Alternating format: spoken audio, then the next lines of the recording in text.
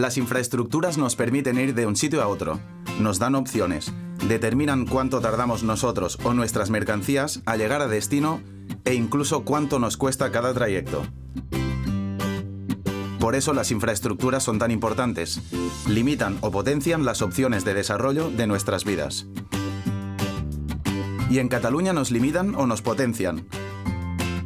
En los últimos años se han hecho importantes inversiones en el AVE y en los aeropuertos, aunque llegan con mucho retraso. En 1992 se inauguró la primera línea de alta velocidad Madrid-Sevilla. 16 años más tarde la de Madrid a Barcelona. ¿Qué país normal hubiera tardado tanto en construir la línea con más pasajeros? Pero no todas las infraestructuras son grandes y vistosas.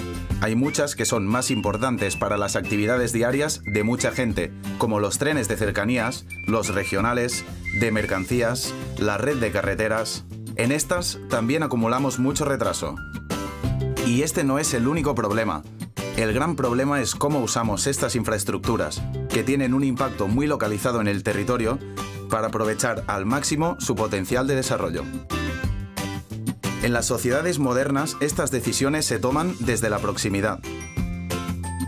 Por ejemplo, en Francia, un estado muy centralista, los servicios de cercanías y regionales se gestionan desde las provincias y los aeropuertos a nivel local.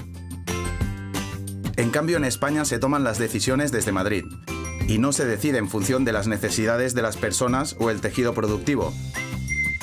Si se hiciera así, no se habrían hecho líneas de AVE con una media de 9 pasajeros al día, ni autopistas de peaje inviables. Se construyen pensando en un modelo de Estado jerárquico, en que Madrid es el centro y el resto, la periferia. Que los territorios tengan capacidad para decidir sobre las infraestructuras que determinan su desarrollo es normal. Tan normal como que las personas decidamos sobre todo aquello que afecta nuestra vida cotidiana, con responsabilidad y conociendo las necesidades de primera mano. Es lo normal en una sociedad madura. 9 de noviembre. Decidir es normal en un país normal.